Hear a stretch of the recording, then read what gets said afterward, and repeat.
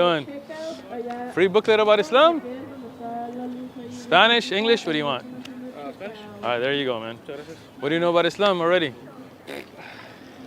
A little bit? I know there's 4 pillars. I do not have 5 pillars, but you're good. Ah. But I think the more important thing is we believe in one God, right? One creator. Right. We don't believe in worshiping idols. We don't worship saints. We don't worship prophets, right? Right. We believe in the same God that Abraham, Moses, Jesus, Muhammad, peace be upon him, believed in, right? You believe in one God? I believe in one God. All right, good. We there. We getting there. Religion is a little different. Yeah. It's a little different from monotheism. Yeah. It's more of pantheism, of Gotcha. one God being manifested in life-giving forces within nature. Gotcha. Like one living God Okay. within water, one living God within earth, one living God within Is that the same God, or is those separate gods within water and earth and so on? It is one God. Okay. And that's what a lot of people get confused. Yeah. That's why. Like when the Spanish came, they thought, oh, these are all different gods. Yeah, Spanish were just using religion for their own, massacre and so on, right? So forget about them. But you do believe that there is one great creator, one source of all life, right? All right, good. Yeah. Now, that God created water, created oceans, he has angels, right, that are given different responsibilities. He has prophets he sends to all nations, not just, Right. In the Middle East or so on. Right. In the Quran, we believe that a prophet was sent to every nation. And the Quran tells us that the prophet that came to each nation spoke to them in their language, So whether it's the Incas or whether it's the Chinese, everybody got a prophet, right? And all prophets told them, look, don't worship idols, don't kill each other, go worship the one God, right? Look at the 10 Commandments, right? But then what happened, you see the church kind of changes things up. Look at Christmas, right? Like, where did that come from?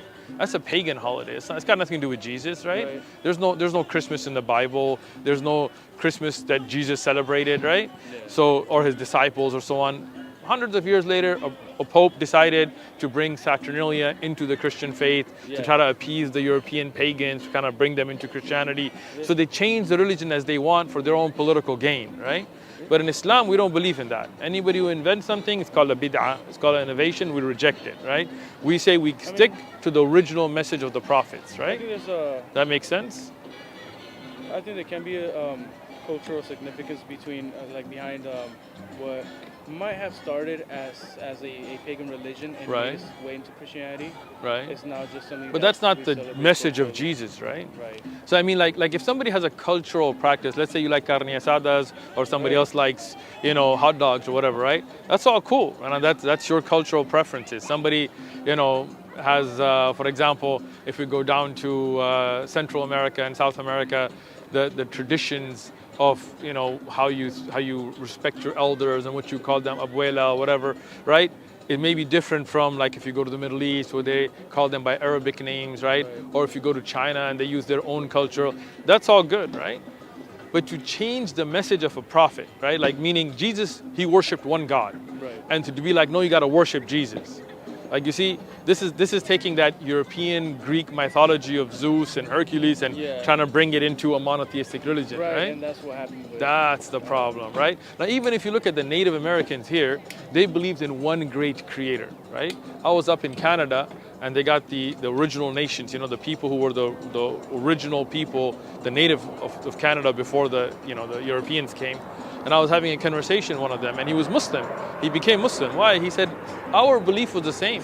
He said, we believe there was one great power, one great creator, and we only worship that one creator. Now, that creator gave us different bounties. Like you said, I mean, they thank that creator for water, for food, in different ways, in different practices. Yeah, and I think there was a lot of confusion because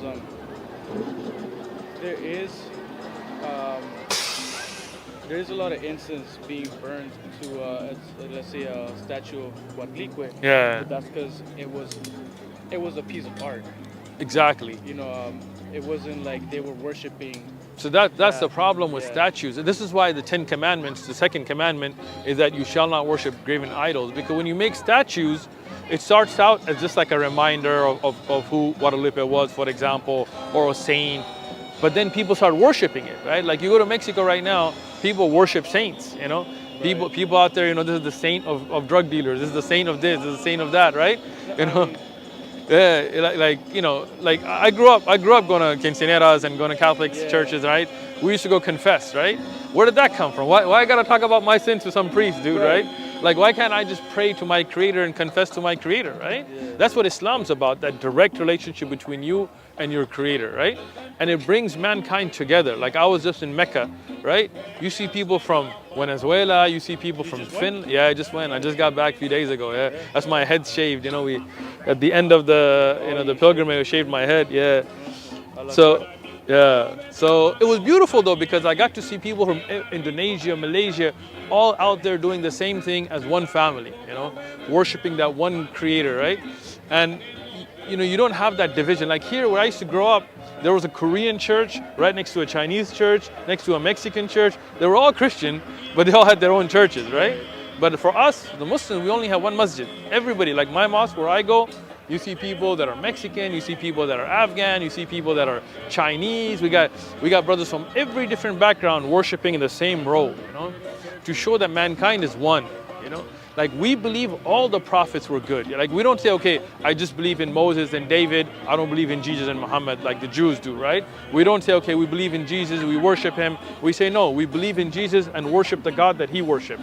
We believe in Abraham, Moses, Jesus, Muhammad, peace be upon all of them. And we want to worship the God they worship, the way they worship, you know? Doesn't that make sense though? Yeah. Taking it back to the original. Right. Yeah.